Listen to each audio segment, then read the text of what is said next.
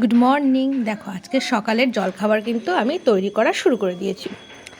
প্রথমেই ময়দার মধ্যে আমি একটু ঘি নিয়ে নিয়েছি, তারপর নেব একটু চিনি আর লবণ দিয়ে খুব ভালোভাবে ময়দাটাকে মেখে নেব। কি দিয়ে মাখবো? অবশ্যই কড়াইশুঁটি, যেহেতু কচুরি আছে তাই কড়াইশুঁটি তো লাগবেই। দেখো আমি ময়দাটাকে খুব সুন্দরভাবে মেখে নেব। একটু ভয়েসের সমস্যা হচ্ছে, তোমরা ম্যানেজ করে নিও।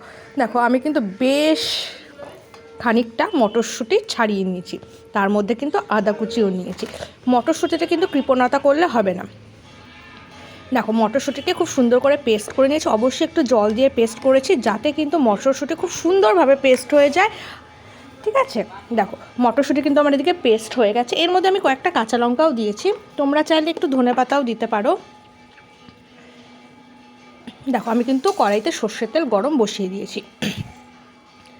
অবশ্যই তেলটাকে খুব ভালোভাবে গরম হতে হবে, না হলে কিন্তু সর্ষের তেলে একটা ঝাঁঝালো গন্ধ থাকে। তেলটাকে খুব ভালোভাবে গরম করে নিতে হবে। তো গরম করার পর মটরশুঁটির পেস্টটা দিয়ে দিতে হবে এবং আঁচটা একদম হাই রাখতে হবে। ঠিক আছে, মটরশুঁটির পেস্টটাকে খুব ভালোভাবে কন্টিনিউ নাড়তে হবে যাতে নিচে লেগে না যায়। একটুখানিও কিন্তু নাড়ানো বন্ধ করলে হবে না, তাহলে নিচে লেগে যাওয়ার কিন্তু ভয়।